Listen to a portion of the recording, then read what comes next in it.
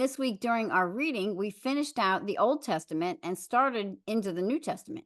So we thought this would be a good week to do something a little bit different rather than look at one specific passage. We thought this would be the perfect week to dig into a little bit of biblical history, specifically the transition period between the Old Testament and the New Testament.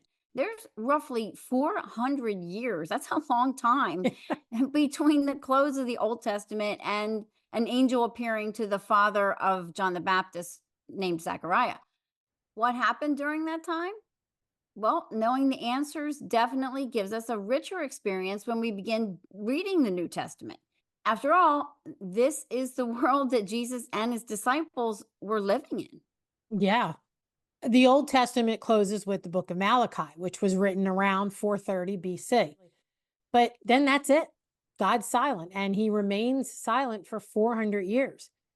God promised his people deliverance, and they spent the next 400 years waiting for it. I mean, imagine if in 1624, someone said, "Hey, this is going to happen." And here we are in 2024, and it still hasn't happened. It's insane to think about. It is insane to think about it. It's a long time, Yeah. many, many generations. Yeah. But Chris, as you know, it's not like God was taking a nap during those 400 years. He was busy. He was really busy. He was busy getting the world ready for the incarnation of his son, the Messiah, the one the entire Old Testament was pointing to.